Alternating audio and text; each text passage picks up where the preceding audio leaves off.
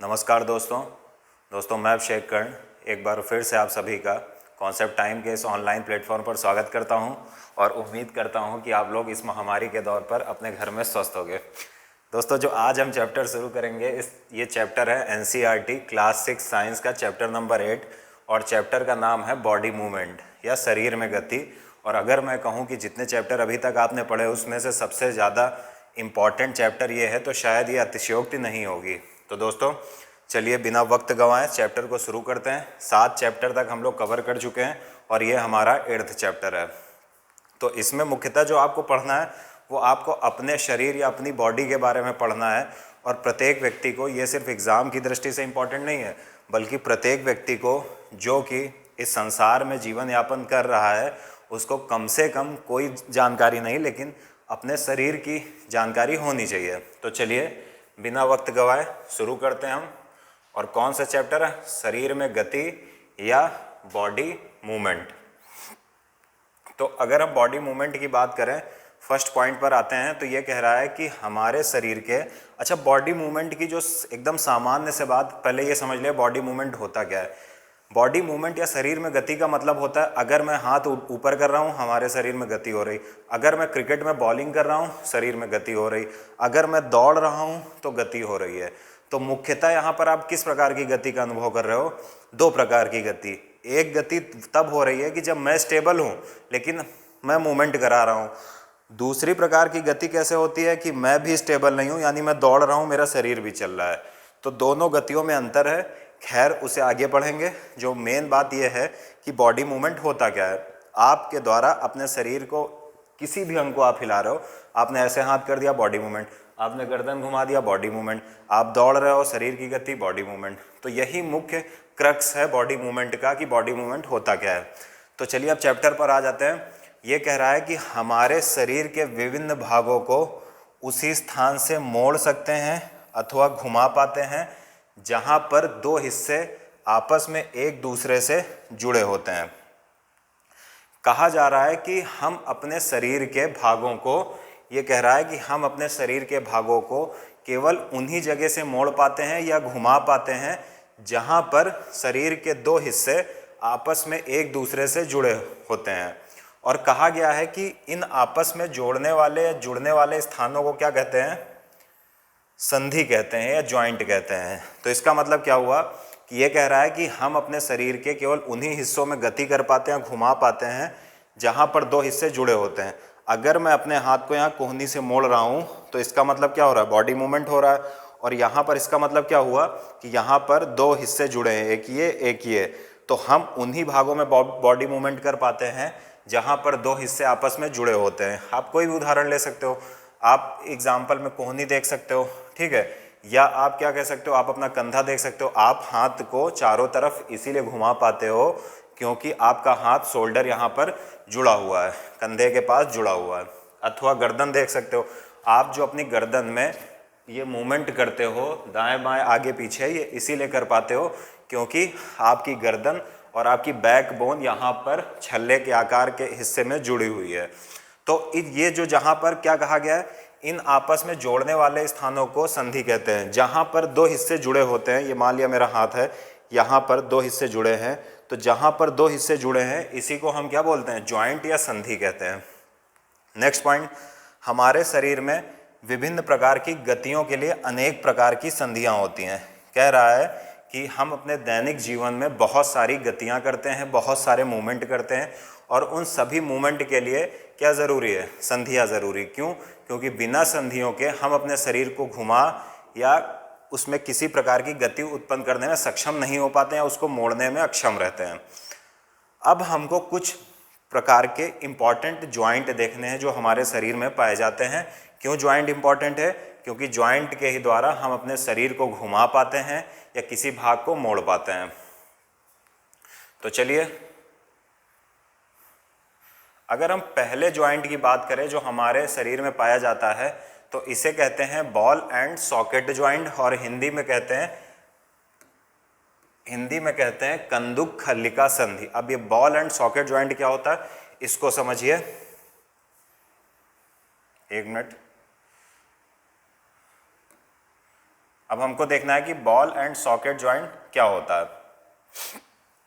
Ball and socket joint मुख्यतः क्या होता है कि दो हड्डियां जब एक दूसरे से जुड़ी होती हैं, तो मान लेते हैं, एक मिनट, दो हड्डियां एक दूसरे से जुड़ी हुई कैसे, मान लिया एक हड्डी ये है और एक हड्डी इधर से आ रही है, तो हमेशा जब जुड़ाव होगा तो किस प्रकार होगा, एक हड्डी में आगे सॉकेट जैसी संरचना होगी और ये जो हड्डी आ रही है इसमें आगे बॉल जैसी संरचना होगी, और ये बॉल जैसी संरचना जाके इस सॉकेट जैसी संरचना में फिट हो जाती है और दो हड्डियां जुड़ जाती हैं, और जहां पर ये जुड़ेंगी इसी को बोलेंगे क्या, जॉइंट या संधि।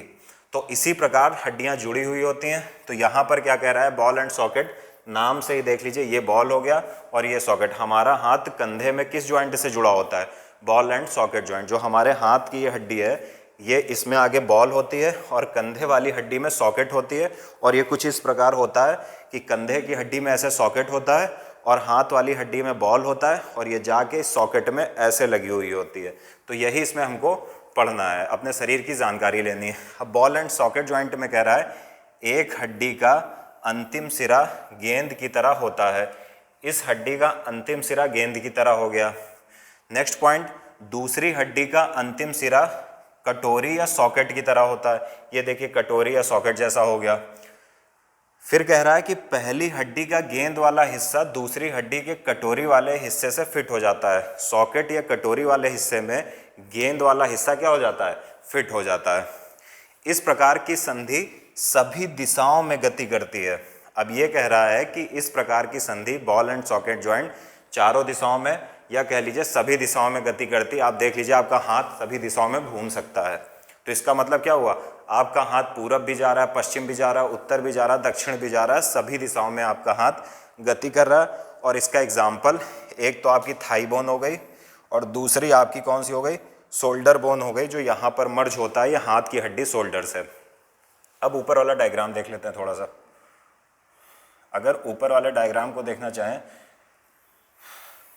देखिए ये थाई बोन का एग्जाम्पल यहाँ पर दिया गया है। ये देखिए, ये जो थाई गई है, ये थाई वाली हड्डी है, जिसे हम कौन सी बोलते हैं, फेमोरल हेड बोलते हैं। और ये ऊपर कटोरी जैसा एक क्या है, कटोरी है, और ये बॉल जाकर उसमें लग जाती है, और इसी को बोलते हैं बॉल एंड सॉकेट जॉइंट। इसे ही बोलते हैं हिप सॉकेट, ठीक है। और ये जो फेमोरल हेड है, इसी को बॉल बोलते हैं। और ये पैर की हड्डी है, जिसे हम क्या बोलते हैं, फीमर बोलते हैं, जो एग्जाम में पूछा जाता है फीमर बोन के बारे में। तो चलिए, उम्मीद है कि ये बॉल एंड सॉकेट जॉइंट आपको समझ में आ गया होगा। इसका एग्जाम्पल क्या है, शोल्डर बोन ले सकते हैं, थाई बोन ले सकते हैं। अब अगर हम नेक्स्ट एग्जाम्पल लेना चाहें कि दूसरा जॉइंट हमको कौन सा पढ़ना है, तो ज़रा उसकी बात कर लेते हैं। जो दूसरा जॉइंट हमको पढ़ना है वो पढ़ना है पिवोटल जॉइंट या धुराग्र संधि। अब ये क्या होता है ये समझिए। पिवोटल जॉइंट या धुराग्र संधि क्या होती है, सुनिए या समझिए। कहा जा रहा है गर्दन तथा सिर को जोड़ने वाली, क्या कह रहे हैं कि गर्दन तथा सिर को जोड़ने वाली संधि पिवोटल जॉइंट या धुराग्र संधि कहलाती है। और गर्दन और सिर को जोड़ने वाली संधि कैसी होती है, आप पीछे ऊपर डायग्राम में अभी दिखाऊंगा, ये समझ लीजिए। अगर ये आपकी गर्दन है, ये आपका सिर है, कंकाल तंत्र वाला सर है ये आपका, तो यहाँ पर क्या होगा, ये मेरुदंड या बैकबोन गर्दन में जाती है। और जाती कैसे है, यहाँ पर एक छल्ला नुमा आकृति होती है, छल्ला नुमा संरचना होती है, और उसी में ये सेट होती है। उसी छल्ले में ये बैकबोन जाकर ये छल्ला नुमा ऐसे आकृति होगी, और इसी छल्ला नुमा आकृति में ये अगर आपकी बैकबोन या मेरुदंड है तो ये इसमें जाकर सेट होती है, और हमारी गर्दन का निर्माण होता है, या हमारे सिर से हमारी हड्डी जुड़ी हुई होती। तो कह रहा है गर्दन तथा सिर को जोड़ने वाली संधि पिवोटल जॉइंट है। ये जो जॉइंट है, इस जॉइंट को हम क्या कहेंगे, पिवोटल जॉइंट कहेंगे। इसके द्वारा सिर को आगे पीछे, आगे कॉमा पीछे, कलर चेंज कर लेता हूं एक मिनट। कहा गया है कि इसके द्वारा सिर को आगे पीछे दाएं बाएं घुमा सकते हैं। देखिए, अगर हम अपने सिर को घुमाना चाहें, इस पिवोटल जॉइंट को हम देखें तो हम कैसे घुमा सकते हैं, आगे पीछे, फिर अपने दाएं, फिर अपने बाएं। तो ये यही कह रहा है कि हम क्या करते हैं, आगे पीछे दाएं घुमा सकते हैं। पिवोटल जॉइंट बेलनाकार हड्डी एक छल्ले जैसी संरचनाओं में घूमती है। ये जो पिवोटल जॉइंट है इसमें क्या होता है कि ये जो बेलनाकार हड्डी आ रही है ये छल्ले नुमा संरचना में क्या करेगी, छल्ला नुमा संरचना मैंने बनाया है इसमें फंसी होती है और घूमती है। और अब इसका एग्जाम्पल ऊपर एक पिक बनी हुई है या एक इसका एग्जाम्पल दिया गया, उसको देख लेते हैं आराम से। ये देखिए, ये बैकबोन आई है, यह हमारा गर्दन है और ये कैसे सिर से या खोपड़ी से कैसे जुड़ी है, एक छल्ला नुमा आकृति होती है इस प्रकार की, और उसमें ये क्या होगा, ये गर्दन ऐसे ये बैकबोन जो जाएगी उसमें लग जाएगी और इससे क्या होगा, ये मेरुदंड, ये कौन सा जॉइंट कहलाता है, पिवोटल जॉइंट कहलाता है। कौन सा जॉइंट कहलाता है, पिवोटल जॉइंट कहलाता है। तो चलिए अब तीसरे जॉइंट पर आते हैं। अगर हम तीसरे जॉइंट की बात करें तो इसे हम कहते हैं हिंज जॉइंट या हिंज संधि। अब देखते हैं ये हिंज जॉइंट या हिंज संधि क्या होती है। तो सबसे पहले यहाँ पर लिखा हुआ है कि जो ये हिंज जॉइंट में एक दिशा में गति होती है। हिंज जॉइंट जो भी होता है उसमें एक दिशा में, ये ऐसे ही हिंज जॉइंट का एग्जाम्पल है और इसमें एक दिशा में गति होती है।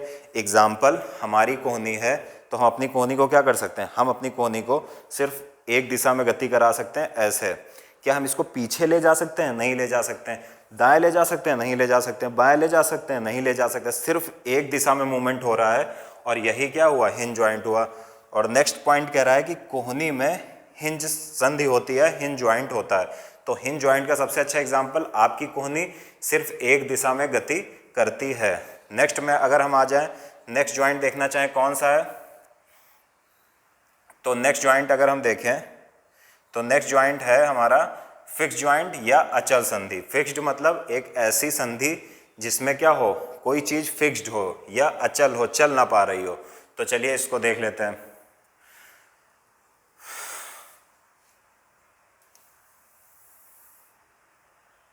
ये फिक्स्ड जॉइंट है, अब इसको समझते हैं कैसे। फिक्स्ड जॉइंट क्या होता है कि हमारे शरीर की अस्थियों को हड्डियों भी कहते हैं, के बीच कुछ संधियां उन संधियों से भिन्न है जिनकी चर्चा अभी तक हमने की है। अभी तक हमने क्या कहा है कि संधियों के कारण ही हम अपने अंगों को मोड़ सकते हैं या घुमा सकते हैं। ठीक है, हम अपनी हड्डियों को मोड़ सकते हैं या घुमा सकते हैं। लेकिन यहाँ पर उसका एक्सेप्शन दिखा रहा है, अपवाद दिखा रहा है, और यहाँ पर कह रहा है कि हमारे शरीर की हड्डियों के बीच की कुछ संधियां उन संधियों से भिन्न है जिनकी चर्चा अभी तक हमने की है। यहाँ जो संधियों की बात हम करेंगे वो जो हमने पीछे संधियों की बात की थी, यहाँ वाली संधियां उनसे भिन्न है। नेक्स्ट पॉइंट क्या कह रहा है, ये अस्थियां इन संधियों पर हिल नहीं सकती हैं। ये जो अस्थियां हैं ये भिन्न किस लिए हैं, क्योंकि ये इन संधियों पर हिल नहीं सकती हैं। क्या नहीं कर सकती हैं, हिल नहीं सकती हैं। इसको थोड़ा गौर करिएगा कि पीछे हमने क्या समझा कि संधियों के कारण ही हम अस्थियों को घुमा पाते हैं। ठीक है, लेकिन यहाँ पर क्या कह रहा है कि हमारे शरीर की यहाँ पर ये जो संधि है इसमें अस्थियां मुड़ नहीं सकती या हिला नहीं सकते हैं हम।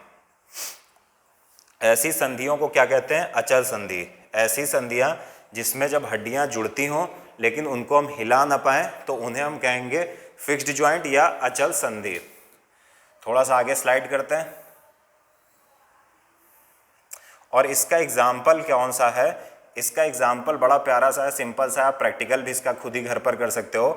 कहा जा रहा है कि जब आप अपना मुंह खोलते हो, ठीक है, ये किसका एग्जाम्पल है, फिक्स्ड जॉइंट या अचल संधि का। अगर आपने अपना मुंह खोला, हाथ रख के महसूस करिए, अगर आप कह रहे हो आ कर रहे हो तो आपका जो जबड़े का नीचे वाला भाग हिलता है, ऊपर वाला स्थिर रहता है। तो आप क्या कर रहे हो, आप नीचे वाले जबड़े को मुंह खोलने के दौरान नीचे वाले जबड़े को और नीचे करते हो, जबकि ऊपरी जबड़ा क्या होता है, स्थिर होता है।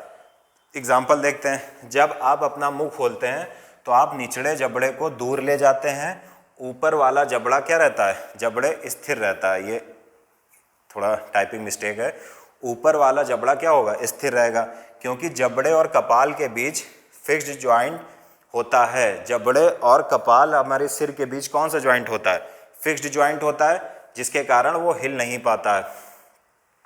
तो ये हमने समझ लिया फिक्स्ड जॉइंट क्या होता है। फिक्स्ड जॉइंट का सबसे अच्छा एग्जाम्पल हमारा जबड़ा। हम जैसे जबड़ा खोलते हैं तो हम जबड़े में क्या करते हैं, सिर्फ नीचे वाले जबड़े को हम दूर ले जाते हैं, ऊपर वाला जबड़ा हिलता नहीं है। क्यों, क्योंकि हमारे कपाल से फिक्स्ड जॉइंट से जुड़ा रहता है, इसलिए वो हिल नहीं पाता है। अब नेक्स्ट जो चीज़ हम देखेंगे वो हम समझने का प्रयास करेंगे कि आखिर ये स्केलेटन क्या होता है, छोटे क्लास से आपने पढ़ा होगा स्केलेटन या कंकाल क्या होता है, आइए देखते हैं। अगर हम बात करें कंकाल की तो सबसे पहले ये समझना ज़रूरी है कि कंकाल होता क्या है। कहा गया है कि हमारे शरीर की सभी अस्थियां शरीर को एक सुंदर आकृति प्रदान करने के लिए एक ढांचे का निर्माण करती हैं, ठीक है, और इस ढांचे को कंकाल कहते हैं। कह रहा है कि हमारे शरीर की जितनी भी अस्थियां हैं वो शरीर को एक सुंदर संरचना बनाने के लिए एक ढांचे का निर्माण करती हैं, और इस ढांचे को क्या कहते हैं, इस ढांचे को हम क्या कहेंगे, कंकाल कहते हैं। ये जो शरीर या अस्थियों के द्वारा एक सुंदर सा ढांचा बनाया गया है हमारे शरीर का, अगर हम उसी को देखें तो उसी को क्या बोलेंगे, कंकाल। नेक्स्ट इंपॉर्टेंट पॉइंट है, एप्लीकेशन है इसका स्केलेटन का।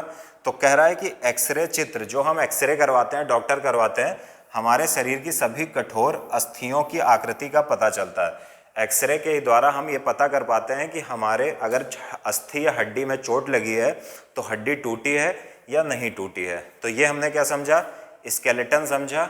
आइए थोड़ा सा आगे बढ़ते हैं और अब हम समझेंगे बोन्स ऑफ द हैंड, या सबसे मेन हमको समझना है कार्पेल्स को। तो कार्पेल्स क्या होता है इसको समझिए।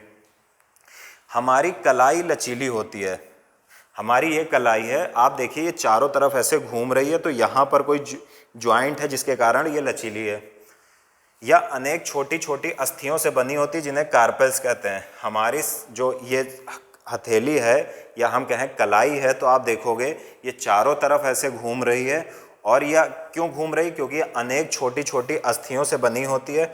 ये देखिए आपको ग्रीन कलर की जो छोटी छोटी अस्थियाँ दिख रही हैं, ये वाला पूरा पोर्शन, ठीक है, अस्थियों से बनी होती है जिन्हें कार्पेल्स कहते हैं।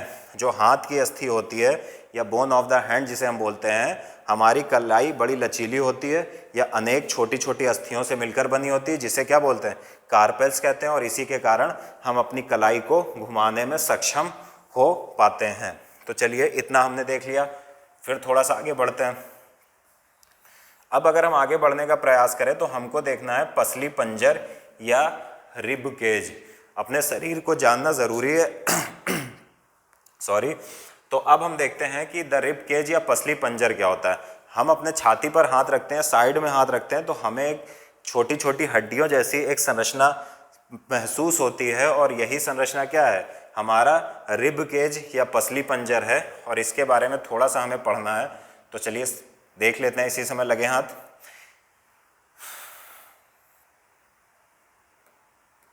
अब देखते हैं हमको क्या पढ़ना है। कह रहा है कि पसलियां जो हैं वक्ष की हड्डी या चेस्ट बोन एवं मेरुदंड से जुड़कर एक बक्से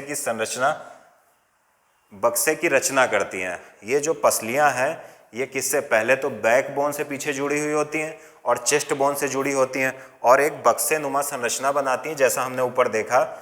और इस शंकु रूपी बक्से को क्या कहते हैं, पसली पंजर या रिब केज कहते हैं। ये जो पसलियां हैं ये हमारे सीने की हड्डियों से और पीछे बैकबोन या मेरुदंड से जुड़कर एक बक्से नुमा संरचना बनाती हैं। इस बक्से जो संरचना है इसी को बोलते हैं पसली पिंजर या रिब केज। चेस्ट के दोनों तरफ 12 पसलियां होती हैं, 12 पसलियां इधर होती हैं, 12 पसलियां इधर होती हैं। हमारे शरीर के कुछ महत्वपूर्ण अंग इसमें सुरक्षित रहते हैं। हमारे शरीर के कुछ ऐसे अंग हैं जिसको ये पसलियों वाला आवरण जो है ये सुरक्षा प्रदान करता है, जिसमें सबसे इम्पॉर्टेंट क्या है, सबसे इम्पॉर्टेंट हार्ट है। हार्ट क्या होता है, इन्हीं पसलियों के बीच में पीछे सुरक्षित रहता है, इसीलिए जब कोई व्यक्ति गिरता है तो हार्ट पे इतना इम्पैक्ट नहीं आता है। क्यों, क्योंकि हार्ट बहुत ही सेंसिटिव अंग है या ऑर्गन है।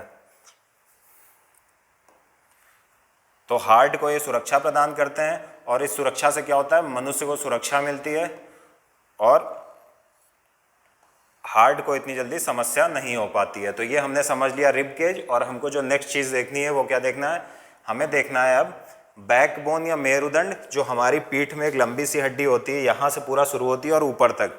तो मेरुदंड या बैकबोन हमको अब देखना है, और इसके संदर्भ में हम देखते हैं कि क्या समझना है हमें। ये कहता है कि मेरुदंड या बैकबोन छोटी छोटी अस्थियों से बना होता है। आप ये देख लो, बैकबोन की आप संरचना देखो तो आप देख रहे हो कि ये बैकबोन जो है ये छोटी छोटी अस्थियों से बना हुआ है। अब इन्हीं अस्थियों को क्या बोलते हैं? इन्हीं अस्थियों को वर्टिब्रे या कशेरुका कहते हैं। ये जो छोटी छोटी अस्थियां बनी हुई हैं इनको क्या बोलते हैं? आप देख रहे हैं ना, नुकीली सी छोटी छोटी अस्थियां बनी हुई, इन्हीं को बोलते हैं वर्टिब्रे या कशेरुका। नेक्स्ट पॉइंट कह रहा है कि मेरुदंड 33 वर्टिब्रे या कशेरुकाओं का बना होता है। ये जो मेरुदंड है या बैकबोन है ये 33 कशेरुकाओं या 33 छोटी छोटी अस्थियों से बना होता है, और इन्हीं अस्थियों को हम क्या कहते हैं? इन्हीं अस्थियों को हम वर्टिब्रे या कशेरुका कहते हैं। तो ये हमारा हो गया। आगे स्लाइड लेते हैं। अब हमको देखना है कि शोल्डर बोन के बारे में या कंधे की अस्थियों के बारे में। तो हमको अब क्या समझना है कि कंधों की जो अस्थियां होती हैं वो कौन सी होती हैं और कहाँ पर होती हैं।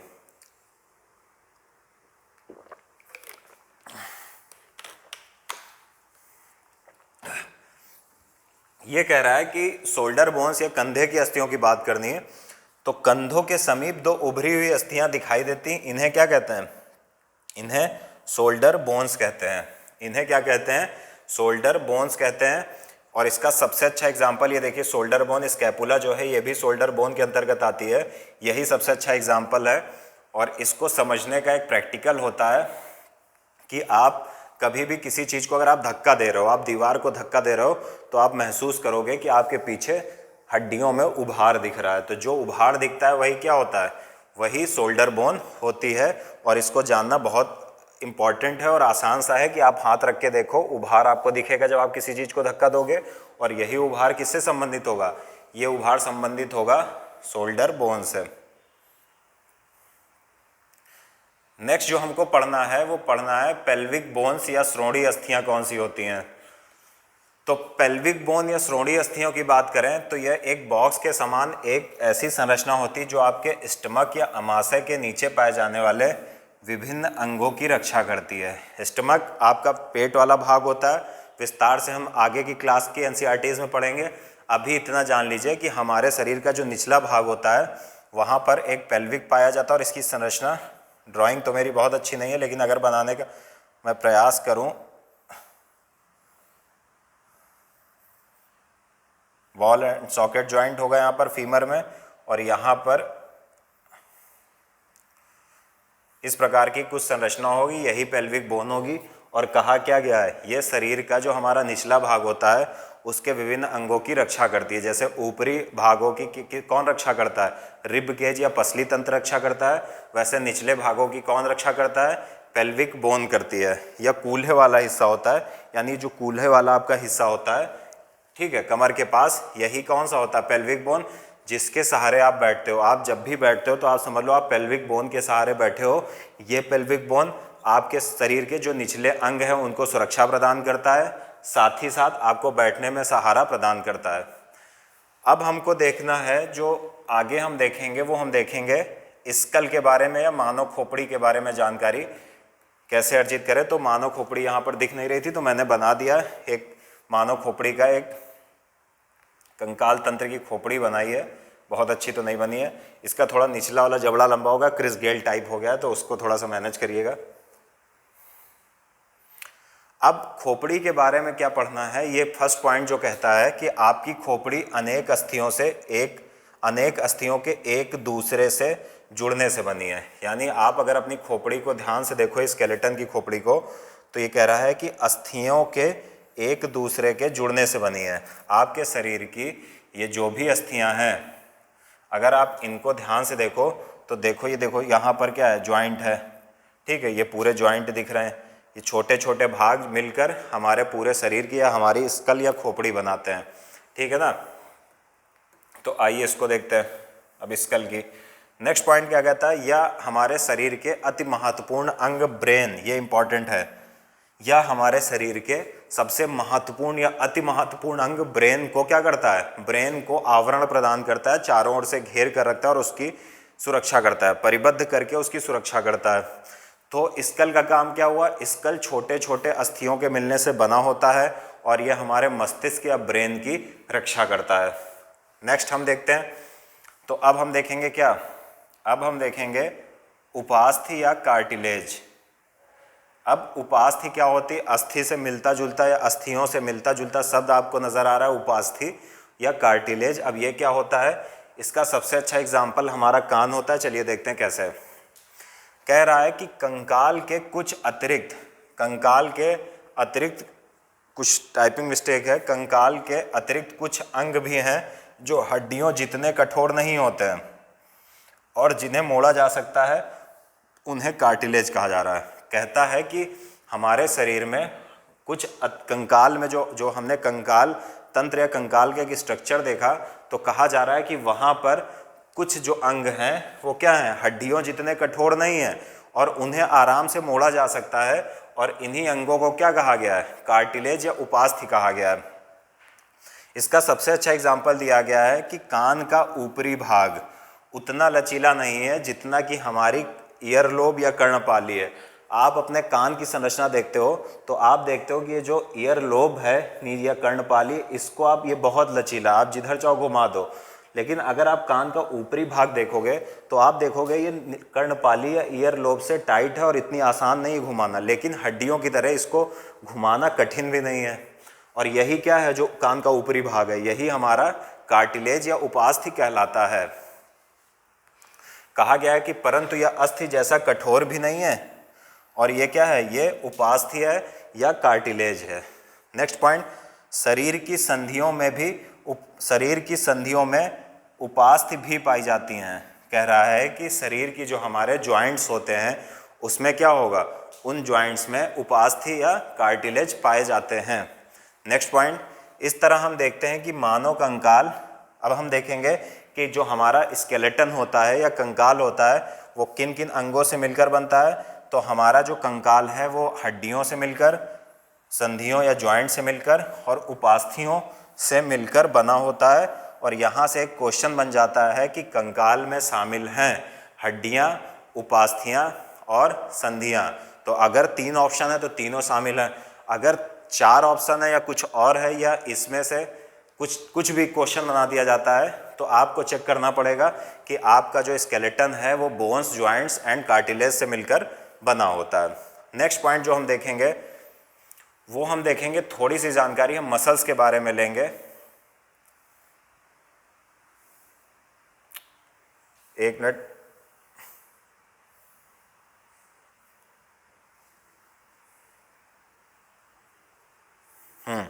अब हम जो जानकारी हमें लेनी है वो किसके बारे में लेनी है? अब हम समझेंगे, हमने कार्टिलेज देख लिया, अब हम देखेंगे कि मसल्स क्या होती हैं। और आज के ज़माने में मसल्स का बड़ा क्रेज़ है कि आखिर ये मसल्स होती क्या हैं, क्योंकि बॉडी बिल्डिंग में मसल का बड़ा योगदान हुआ और पीछे हमने पढ़ा भी है पोषण में कि जो प्रोटीन डाइट होती है वो मसल बिल्डिंग में या बॉडी बिल्डिंग में हमारी मदद करती है। क्यों? क्योंकि बॉडी बिल्डिंग में मसल को तोड़ते हैं और मसल को हम क्या करेंगे? बॉडी बिल्डिंग में तोड़ते हैं, और जब उसको प्रोटीन मिलता है तो मसल ग्रो कर जाती है, जुड़ के और बढ़ जाती है। तो उसी मसल्स के बारे में आज हम, एक ये बाइसेप पोज भी दिया हुआ है। तो अगर हम मसल्स की बात करें तो आपने देखा है कि मसल्स को अगर आपको महसूस करना है तो आप अपना हाथ लीजिए और उसको, हाथ को ऐसे मोड़िए। अब जब हाथ को आप मोड़ोगे तो चलिए इसको पढ़ के ही समझ लेते हैं, ज़्यादा सही है। जब आप अपनी भुजा को मोड़ते हो तो आपको एक उभरा हुआ भाग दिखाई देता है। मान लेते हैं कि आप अपने हाथ को ऐसे घुमाओगे तो यहाँ पर आपको एक उभरी हुई संरचना दिखाई पड़ती है, और क्या कहा गया? इसे ही मसल या पेशी कहते हैं। आप जब हाथ मोड़ते हो तो आपके हाथ पे ये फ्रंट में आपको ये उभरी हुई टाइट सी संरचना दिखाई देती है, और यही उभरी हुई टाइट सी संरचना क्या कहलाती है? मसल कहलाती है। अभी बॉडी बिल्डिंग वाले इसको थोड़ा सूक्ष्म रूप से समझते हैं। वो मसल्स को, ये जो पूरी मसल जिसको हम देख रहे हैं, इसको कई मसल्स में डिवाइड करते हैं। ऊपर वाले को इसको बोलते हैं, जो पूरी फुल बोन है, इसको मसल है, इसको बोलते हैं ब्राकियाई, और एक साइड में होती है उसको बोलते हैं ब्राकियालिस। और ये जो ब्राकियाई है इसमें भी लॉन्ग हेड और शॉर्ट हेड होता है। इतना डीप हमको यहाँ पर नहीं जाना है। यहाँ पर हमको कॉमन सा बस समझना है कि मसल होती क्या है। जब आप अपनी भुजा को मोड़ते हो तो एक उभरा हुआ भाग दिखाई देता है, और यही उभरा हुआ भाग क्या कहलाता है? मसल कहलाता है या पेशी कहलाता है। नेक्स्ट पॉइंट क्या कह रहा है कि कॉन्ट्रैक्शन, संकुचित होने के कारण पेशियां उभर जाती हैं। जब आप अपने हाथ को घुमाते हो तो आप अपनी मसल को क्या कर रहे हो? कॉन्ट्रैक्ट कर रहे हो, और इससे क्या हो जाएगा, पेशियां उभर जाएंगी या मसल्स में उभार आ जाएगा।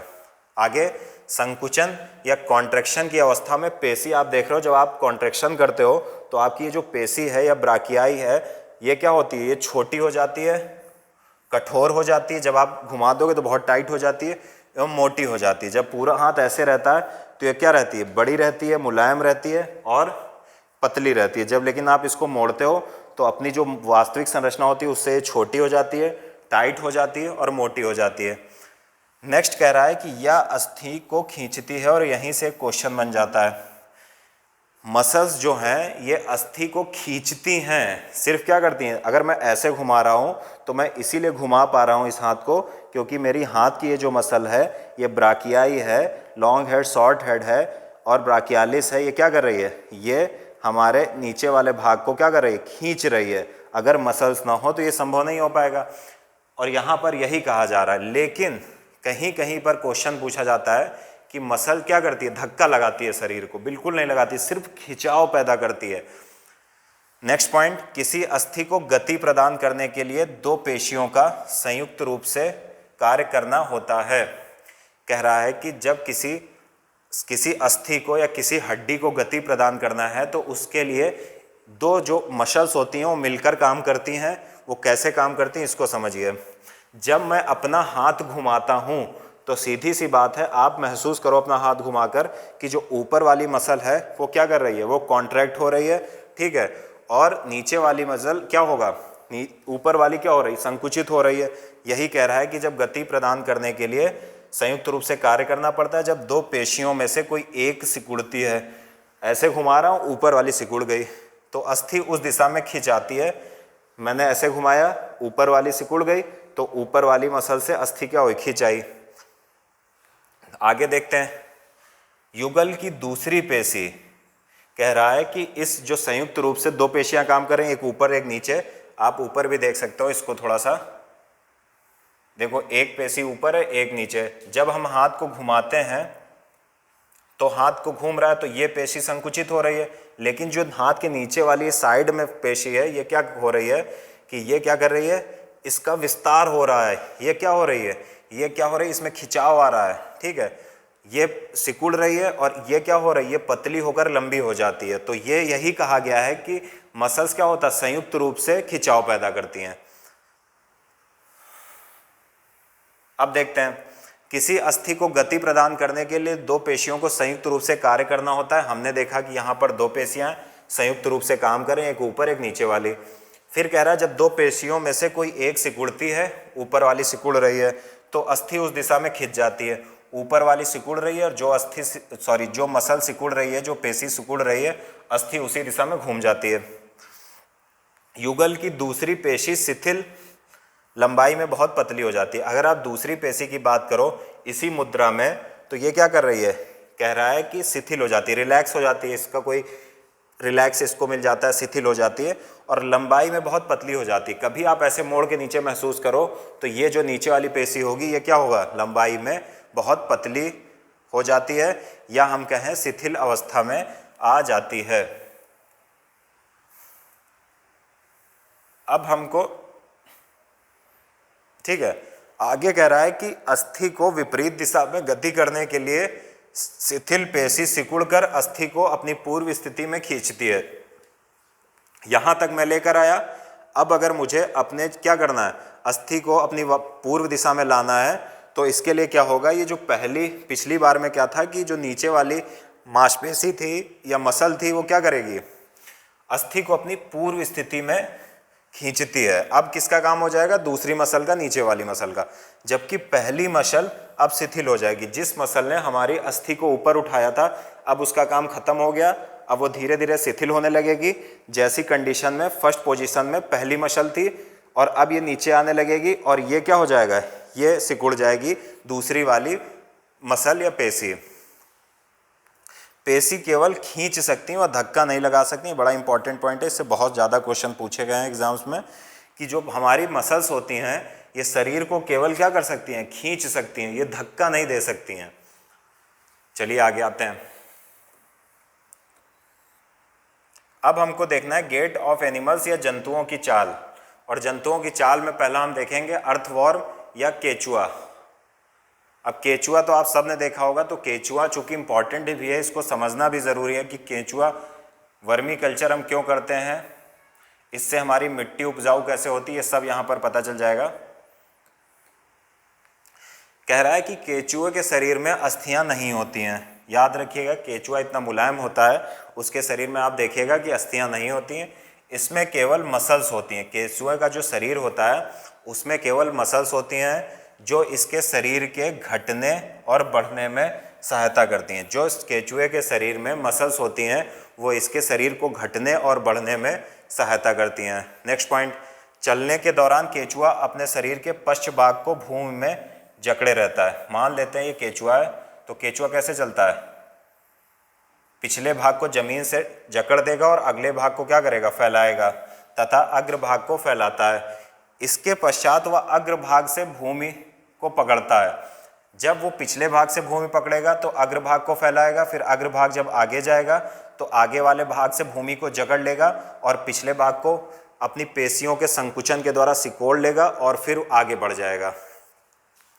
इसके पश्चात अग्र भाग से भूमि पकड़ता है तथा पश्च भाग को स्वतंत्र कर देता है। इसके पश्चात यह शरीर को संकुचित करता है तथा पश्च भाग को आगे की ओर खींचता है। जो मैंने बताया कि पहले अगले भाग को उठाएगा, पिछले भाग से ज़मीन को जकड़ेगा, फिर जब थोड़ा सा आगे बढ़ेगा तो अगले भाग को ज़मीन पर जकड़ देगा और पिछले भाग को संकुचन के द्वारा उठाकर आगे कर लेगा। केचुआ इस प्रक्रिया को बार बार दोहराते हुए मिट्टी पर आगे बढ़ता है।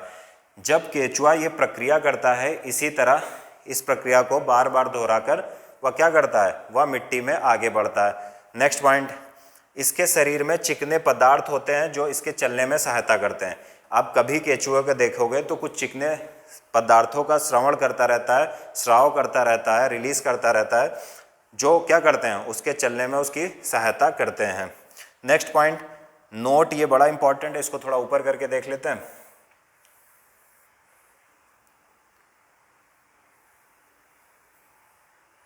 अब ये नोट क्या कह रहा है कि केचुआ अपने रास्ते में आने वाली मिट्टी को खा लेता है। केचुआ जब चलता है तो उसके रास्ते में जो भी मिट्टी आती है केचुआ उसको खा लेता है। फिर उसके बाद उसका जो शरीर होता है वो अनपचे, अनडाइजेस्टेड जो भी मैटर होता है, पदार्थ होता है, फूड होता है, को बाहर निकाल देता है। केचुआ का शरीर जो भी उसने मिट्टी खाई होती है उसमें से जो भी अनपचा पदार्थ होता है उसको बाहर निकाल देता है। केचुआ द्वारा किया गया यह कार्य मिट्टी को कैसा बना देगा, मिट्टी को उपजाऊ बनाता है। इसीलिए वर्मी कल्चर किया जाता है, जहाँ पर केचुओं के द्वारा भूमि को उपजाऊ बनाना भी एक महत्वपूर्ण उसका भाग है। अब हम जो देखेंगे, हम देखेंगे स्नेल या घोंगा के बारे में। आप सबने घोंगा देखा होगा। घोंगा की संरचना कैसी होती है? घोंगा की संरचना होती है, ऊपर एक कवच होता है और उस कवच में वो अंदर बैठा रहता है, अंदर वो अपने आप को सिकोड़ कर रखता है। कहा गया है कि घोंगा की पीठ पर गोल संरचना होती है। जो घोंगा होता है उसकी पीठ पर एक गोल संरचना होती है, इसे कहते हैं कवच या घोंगा का कवच या कवचनुमा संरचना होती है। और यह घोंगे का बाह्य कंकाल आउटर स्केलेटन भी होता है। ये जो कवच दिख रहा है आपको पिंक कलर का मैंने बनाया है, ये क्या है? ये घोंगा या स्नेल का आउटर स्केलेटन भी है। आगे कहता है परंतु यह अस्थियों का बना नहीं होता है। परंतु यह क्या होगा? ये जो आउटर स्केलेटन आपको दिख रहा है ये बोन्स, हड्डियों या अस्थियों का बना हुआ नहीं होता है। यह कवच घोंगे को चलने में कोई सहायता नहीं करता है। ये जो कवच है ये इसके चलने में कोई सहायता नहीं करता। आप देखो कि सोचो कि ये क्या कर रहा है, चलने में कुछ सहायता कर रहा है, या केवल घोंगे के साथ खींचता जाता है। ये क्या करता है? ये जो कवच है ये जब घोंगा चलता है, स्नेल चलता है, तो उसके साथ धीरे धीरे आगे की तरफ खींचता रहता है। नेक्स्ट पॉइंट क्या कह रहा है कि कवच का छेद खुलने पर उससे एक मोटी मांसल संरचना एवं सिर बाहर आते देखा है। या हम देखते हैं जब भी क्या होगा कि जो कवच का छेद खुलने पर, कवच में एक छेद होगा और वो छेद जैसे खुलेगा तो आप देखोगे उससे एक मांसल संरचना एवं सिर बाहर आते हैं। एक तो घोंगे का सिर बाहर आएगा, एक उसकी मांसल या मांस की जैसी संरचना बाहर आएगी, और यह मोटी मांसल संरचना इसके पैर हैं। ये दो प्रकार की संरचनाएं बाहर आती हैं। एक आप देखो तो दो प्रकार की संरचनाएं बाहर आ रही हैं। आगे देखते हैं। एक तो आप देख रहे हो कि इसका सिर बाहर आता है, एक इसके पैर बाहर आते हैं।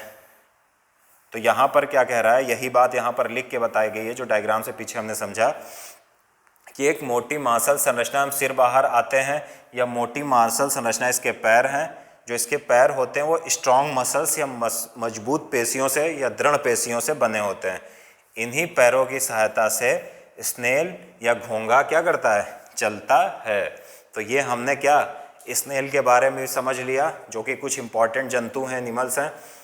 अब थोड़ा सा आगे बढ़ते हैं और अब हम देखेंगे कॉकरोच या तिलचट्टे के बारे में, और ये बहुत इंपॉर्टेंट है, इससे क्वेश्चन एग्जाम्स में पूछे जाते हैं।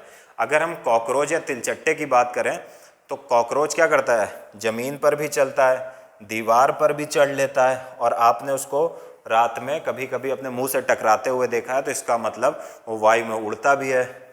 इसमें 3 जोड़ी या 3 पेयर्स पैर होते हैं। जो कॉकरोच होता है उसमें 3 जोड़ी पैर होते हैं। कैसे, 1 जोड़ी, ठीक है, और उसके बाद 2 जोड़ी, 1 जोड़ी ये हो गए, 1 जोड़ी ये हो गए, 2 जोड़ी, और ये 3 जोड़ी। तो कॉकरोच में कितने जोड़ी पैर होते हैं, कॉकरोच में 3 जोड़ी पैर होते हैं जो चलने में सहायता करते हैं। अगर पैर हैं तो इसका मतलब चलने में सहायता करेंगे। आगे आते हैं हम, कह रहा है कि इसका शरीर कठोर बाह्य कंकाल आउटर स्केलेटन का बना होता है। ये जो कॉकरोच होता है इसका जो शरीर होता है वो किससे बना होता है, एक आउटर स्केलेटन होता है, एक बाह्य कंकाल की संरचना होती है ऊपर। क्या होगा, ये बहुत मजबूत होता है या कठोर बाह्य कंकाल होता है इसका। यह बाह्य कंकाल विभिन्न एककों यूनिट्स की परस्पर संधियों के द्वारा बनता है। कह रहा है कि ये जो बाह्य कंकाल या आउटर स्केलेटन है ये बहुत सारे यूनिट्स के मिलने से बनता है। यूनिट्स के मिलने से मतलब क्या होगा कि छोटी छोटी यूनिट्स मिलकर जब एक बड़ी संरचना बनाती हैं तो उसी को क्या बोलते हैं, कहा जाता है कि ये यूनिट से मिलकर बना है। जैसे हम ईंटों से क्या बनाते हैं, दीवार बनाते हैं, वैसे ही यहाँ पर यूनिट्स मिलकर क्या बना रही हैं, इसका बाह्य कंकाल बना रही हैं। कह रहा है कि परस्पर संधियों के द्वारा बनता है जिसके कारण गति संभव हो पाती है। इसके बाह्य जो कंकाल है ये कैसा, छोटी छोटी यूनिट से मिलकर बना होता है और बहुत कठोर होता है, और इसी के कारण क्या होता है, तिलचट्टा या कॉकरोच गति प्राप्त कर पाता है या गति करता है। उसके बाद कह रहा है कि इसके वक्ष या चेस्ट से 2 जोड़ी पंख या 2 पेयर ऑफ विंग्स भी जुड़े होते हैं। आप देख रहे हो जब कॉकरोच उड़ता है तो उसके पंख फैलते हैं, ये ऊपर पाए जाते हैं 2 जोड़ी पंख, वही यहाँ पर कहा गया है। नेक्स्ट पॉइंट क्या कह रहा है कि कॉकरोच में विशिष्ट पेशियाँ होती हैं। पैर की पेशियाँ उन्हें चलने में सहायता करती हैं, वक्ष की पेशियाँ इनके उड़ने के समय पैरों को गति प्रदान करती हैं, यानी वक्ष की पेशियाँ उसके उड़ने में सहायता करती हैं। ये कह रहा है कि कॉकरोच में कुछ विशेष प्रकार की मसल्स होती हैं, पैर की जो पेशियाँ होती हैं वो उसके चलने में सहायता करती हैं, साथ ही साथ जो उसके वक्ष या सीने या चेस्ट में जो क्या होगा, पेशियाँ होंगी, वो उसके क्या करेंगी, उड़ने के दौरान उसके पैरों को गति प्रदान करती हैं। किसको, कॉकरोच को। तो ये कॉकरोच भी हमने कंप्लीट कर लिया। नेक्स्ट अगर हम देखें तो हमें देखना है चिड़ियों के बारे में, पक्षियों के बारे में, बर्ड्स के बारे में। तो बर्ड्स का पहला एक हम देख लेते हैं, एक स्केलेटन। ये देखिए, ये आप देख लीजिए पहले एक चिड़िया का पूरा कंकाल या स्केलेटन, फिर मैं आगे बढ़ने का प्रयास करता हूँ।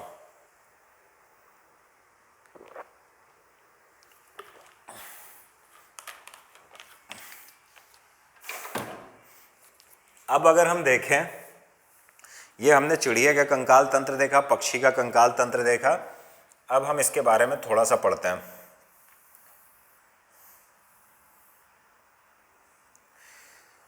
पहली चीज तो नॉर्मल जानकारी है कि पक्षी हवा में उड़ते हैं। ये आप सबको पता है कि पक्षी क्या करते हैं, पक्षी हवा में उड़ते हैं। आप सबने देखा होगा कि पक्षी हवा में उड़ते हैं, साथ ही साथ वो भूमि पर भी चलते हैं। कुछ पक्षी जल में भी तैरते हैं, जैसे बतख या डक्स, हंस या स्वान। कुछ पक्षी ज़मीन पर चलते हैं, उड़ते हैं। कुछ पक्षी आप देखोगे कि जल में भी चल लेते हैं या जल में तैरते हैं, जैसे बतख और स्वान। नेक्स्ट पॉइंट कह रहा है पक्षी इसलिए उड़ पाते हैं क्योंकि उनका शरीर उड़ने के लिए अनुकूलित होता है। सीधी सी बात है, हम इसलिए चल पाते हैं क्योंकि हमारा शरीर चलने के लिए अनुकूलित होता है। हम इसलिए दौड़ पाते हैं क्योंकि हमारा शरीर दौड़ने के लिए अनुकूलित होता है। इसी तरह पक्षियों का शरीर भी उड़ने के लिए अनुकूलित होता है। पक्षियों की जो हड्डियां होती हैं उनमें वायु प्रकोष्ठ होते हैं, जिसके कारण उनकी जो अस्थियां हल्की परंतु मजबूत होती हैं। कह रहा है कि जो पक्षियों की जो हड्डियां होती हैं उसमें आप देख रहे हो ये वायु प्रकोष्ठ बने हुए हैं, गड्ढे बने हुए हैं, और इससे क्या होगा, इससे वायु प्रकोष्ठों से क्या हो जाएगा कि इनकी जो अस्थियां होंगी ये हल्की हो जाएंगी और मजबूत होती हैं, हल्की और मजबूत हो जाती हैं। नेक्स्ट पॉइंट बड़ा इंपॉर्टेंट है, इंपॉर्टेंट पॉइंट अगर लिख लें तो गलत नहीं होगा ये। पक्षियों के पक्ष पैर यानी जो चिड़ियाएँ या बर्ड्स होती हैं उनके जो पिछले पैर होते हैं अस्थियां चलने एवं बैठने के लिए अनुकूलित होती हैं। जो पक्षी आपने पीछे देखा उसके जो पक्ष पैर हैं, ये देखिए पीछे वाले पैर हैं, ये चलने और बैठने के लिए अनुकूलित होते हैं। आगे उसी में पॉइंट आगे बढ़ रहा है कि अग्रपाद की अस्थियां यानी अगले पैर की जो हड्डियां हैं वो रूपांतरित होकर पक्षी के पंख बनाती हैं। तो आइए देख लेते हैं। देखिए पक्षियों के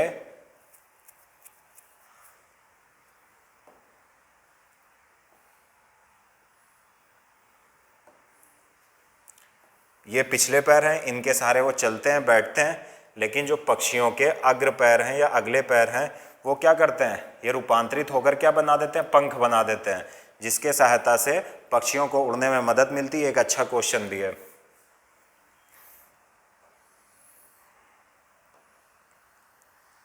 देख लीजिए लिखा हुआ है कि पक्षियों के जो अगले पैर की अस्थियां हैं वो रूपांतरित होकर पक्षी के पंख बना देती हैं। फिर आगे बढ़ते हैं और अब हमें देखना है थोड़ी सी जानकारी मछलियों के बारे में। ये बहुत इंपॉर्टेंट चीज़ें हैं। एनसीईआरटी का मतलब ही यही है कि आपको क्रक्स मिल रहा है, एकदम मलाई मिल रही है। तो हो सकता है आप थोड़ा सा आपको लगे अरे क्या पढ़ा रहे हैं, कॉकरोच के बारे में पढ़ा रहे हैं, लेकिन ये सब एग्जाम्स में आता है और ये सब बहुत इंपॉर्टेंट है, ये बेसिक है हमारी नॉलेज का। अब बात करनी है हमें मछली के बारे में। तो कह रहा है कि मछली का सर एवं पूंछ इसके मध्य भाग की अपेक्षा पतला एवं नुकीला होता है। सीधी सी बात है, इसका सर और इसका पूंछ इसके मध्य भाग की तुलना में दोनों क्या है, पतले एवं नुकीले हैं। शरीर की ऐसी आकृति धारा रेखी या स्ट्रीम्ड लाइन कहलाती है। शरीर की जो ये आकृति पाई जाती है जिसमें क्या होगा, मध्य भाग चौड़ा, अगला भाग और पिछला भाग नुकीला होगा, उसको क्या बोलेंगे, धारा रेखी या स्ट्रीम्ड लाइन बोलते हैं। नेक्स्ट पॉइंट, इसकी इस विशेष आकृति के कारण जल इधर उधर बहकर निकल जाता है और मछली जल में सरलता से तैर लेती है। मछली अगर आगे जा रही है तो जल आता है, जल यहाँ तक आता है, और पीछे का भाग नुकीला तो बड़ी आसानी से पीछे निकल जाता है पतला होकर, और इसलिए मछली को तैरने में क्या होती है, आसानी होती है। अब नेक्स्ट पॉइंट क्या कह रहा है कि मछली के तैरने की प्रक्रिया में शरीर का अग्रभाग एक ओर मुड़ जाता है तथा पूंछ विपरीत दिशा में मुड़ जाती है। कभी आप मछली को तैरते हुए देखिए तो मछली कुछ इस प्रकार से, कैसे मछली बनती है,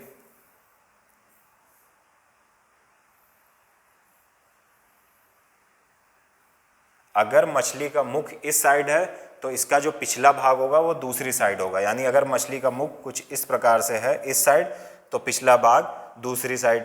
जैसे ही मछली का मुख इस साइड आएगा, पैर घूमकर या पिछला भाग घूमकर दूसरी साइड चले जाएंगे। मछली जैसे भी शरीर को मोड़ती है तो तीव्रता से उसकी पूंछ दूसरी दिशा में चल जाती है। जैसे ही मछली का अगला भाग अगर इधर जाता है, मान लेते हैं कि मछली का अगला भाग इधर जाता है तो पूंछ दूसरी दिशा में चली जाएगी। अगर मछली का अगला भाग, मुख वाला भाग इधर जाता है, पूंछ दूसरी दिशा में चली जाती है। ये क्यों होता है ये समझिए। इस प्रक्रिया से मछली को एक झटका सा लगता है। जब मछली ये प्रोसेस करती है कि अगला भाग इधर, पूंछ इधर, अगला भाग उधर, पूंछ उधर, तो इस प्रोसेस में एक झटका उसको लगता है और इसी झटके से क्या होगा, मछली आगे की ओर चली जाती है। नेक्स्ट पॉइंट कह रहा है, इस प्रकार मछली आगे की ओर तैरती रहती है। पूंछ के पंख यानी मछली के जो पूंछ है उसके पंख इस कार्य में उसकी सहायता करते हैं। मछली के पूंछ में जो पंख लगे हैं वो उसकी तैरने में क्या करेंगे, ये पूंछ में जो पंख लगे हैं ये तैरने में मछली की सहायता भी करते हैं। ठीक है। नेक्स्ट पॉइंट, मछली के शरीर में और भी पंख होते हैं जो जल में संतुलन बनाए रखने और दिशा निर्धारण में सहायता करते हैं। चलिए फिर देखते हैं उसी डायग्राम को। कह रहा है कि मछली के शरीर में पूंछ वाले पंख के अलावा भी पंख होते हैं जो जल में, ये देखिए जो जल में संतुलन बनाए रखने में मछली की क्या करते हैं, सहायता करते हैं।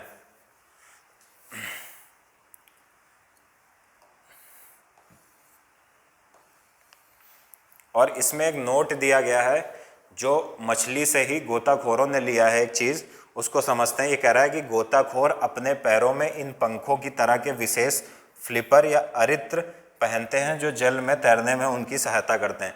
जिस प्रकार मछली की पूंछ में पंख आपको दिखाई दे रहे हैं, वैसे ही गोताखोर जब पानी में उतरते हैं तो अपने पीछे उसी प्रकार के पंख या फ्लिपर्स लगाए रहते हैं जो जल में तैरने में उनकी सहायता करते हैं। अब जो हमको पढ़ना है, आज का जो लास्ट टॉपिक है वो है सर्प या स्नेक के बारे में। स्नेक ये आप देख रहे हो, स्नेक का एक चित्र है और स्नेक के बारे में अब हम पढ़ते हैं धीरे से। तो पहली चीज क्या है कि जो सर्प की बैकबोन होती है वो बहुत लंबी होती है। कभी भी आपने गांव में सांप को देखा होगा कि कोई सांप जिसकी मृत्यु हो जाती है और वो जब सड़ जाता है तो उसकी आखिरी में अंतिम रूप में उसकी बैकबोन या मेरुदंड मिलती है, तो बहुत मेरुदंड लंबी होती है। नेक्स्ट पॉइंट, इसके शरीर की पेशियां जो होती हैं, मसल्स जो होती हैं, वो पतली होती हैं और असंख्य होती हैं। सर्प की शरीर की जो भी मसल्स होती हैं वो बहुत पतली होती है और बहुत बड़ी संख्या में होती हैं, या कह सकते हैं असंख्य होती हैं। पेशियां, मेरुदंड, ये पेशियां करती क्या हैं? पेशियां मेरुदंड यानी बैकबोन, पसलियों को, रिब्स को और त्वचा को एक दूसरे से जोड़ती हैं। मसल्स क्या करती हैं?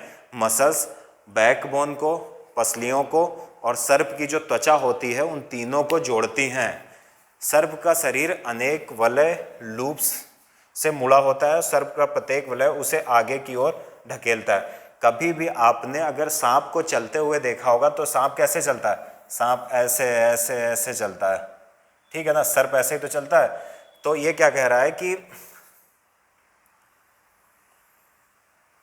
ये मान लेते हैं सर्प का मुंह है, तो सर्प का जो ये लाइन कह रही है कि सर्प का शरीर अनेक वलय से मुड़ा होता है। ये देखिए वलय बन रहे हैं सारे, तो ये मुड़ा हुआ है। सर्प का प्रत्येक वलय उसे आगे की ओर धकेलता है। ये वलय मछली की तरह इसे आगे की तरफ झटका देकर क्या करेगा? धकेलता है। इस कारण सर्प बहुत तेज गति से आगे की ओर चल सकता है या चलता है, परंतु सरल रेखा में यह गति नहीं होती है।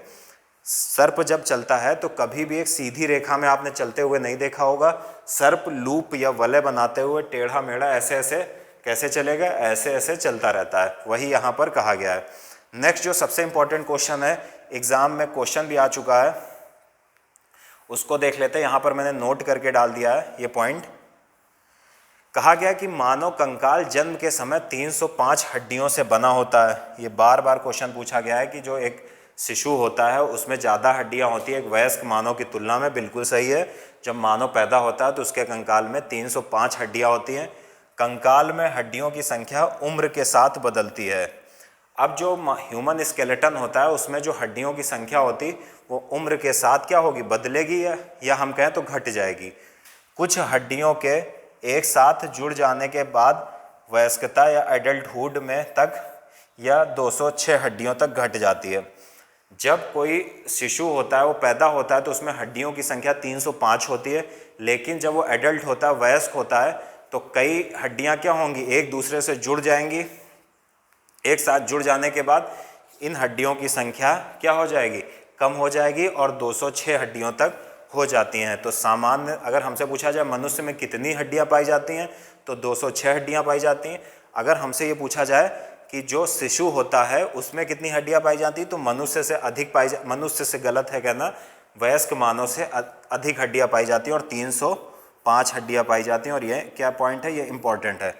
अब हमको क्या करना है, हमें जो हमने इस चैप्टर 8 में पढ़ा उससे रिलेटेड MCQ सॉल्व करने हैं। तो चलिए इसको भी सॉल्व कर लेते हैं। 1 मिनट।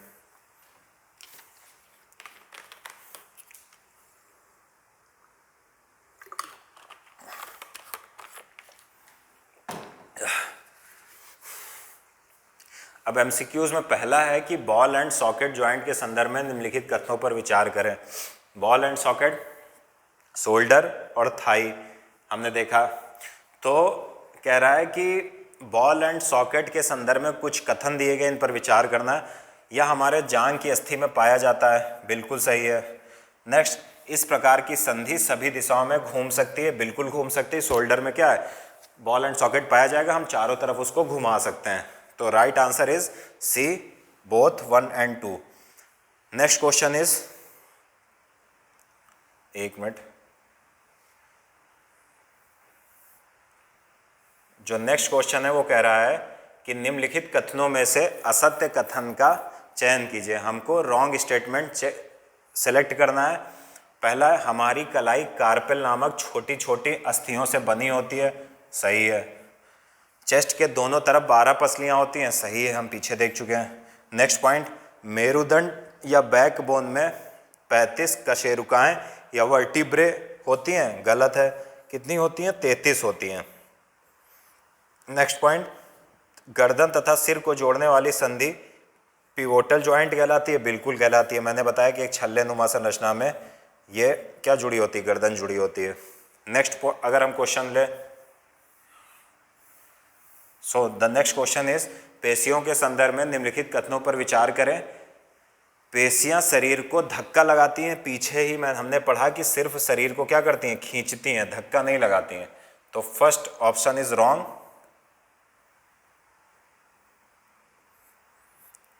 फिर नेक्स्ट ऑप्शन इज, किसी अस्थि को गति प्रदान करने के लिए 2 बार के लिए लिख गया है, 2 पेशियों को संयुक्त रूप से कार्य करना पड़ता है, तो ये सही है। हमने पीछे देखा कि हाथ की हमने बात की तो 2 पेशियां संयुक्त रूप से काम कर रही थी, पीछे हमने विस्तार से पढ़ा, इसलिए बी सही है। क्वेश्चन नंबर 4 इज, निम्नलिखित या निम्न कथनों पर विचार करें। मानव कंकाल जन्म के समय 206 हड्डियों से बना होता है, बिल्कुल गलत है, 305 हड्डियां होती हैं। नेक्स्ट स्टेटमेंट, कंकाल में हड्डियों की संख्या उम्र बढ़ने के साथ बढ़ती है, गलत है, उम्र बढ़ने के साथ घटती है। और एडल्ट अवस्था में या वयस्क अवस्था में जो हड्डियों की संख्या है वो घट कर क्या होगा, 206 हो जाती है। क्यों? क्योंकि शरीर की कई हड्डियां एक साथ जुड़कर एक हड्डी का निर्माण कर देती हैं। तो इसमें क्या होगा, डी ऑप्शन सही होगा। तो ये हमने आज पूरा चैप्टर कवर कर लिया। इस चैप्टर नंबर 8 था बॉडी मूवमेंट। चलिए इसको देख लेते हैं पूरा। ये सब हमने पढ़ लिया है, चाहे वो कॉकरोच हो या स्नेल हो या अर्थवॉर्म हो। मसल कॉन्ट्रैक्शन, मसल पे विस्तार से भी बात कर ली है, ताकि अगर आप बॉडी बिल्डिंग करना चाहें, अपनी बॉडी बनाना चाहें, तो मसल्स को जानना बहुत ज़रूरी है।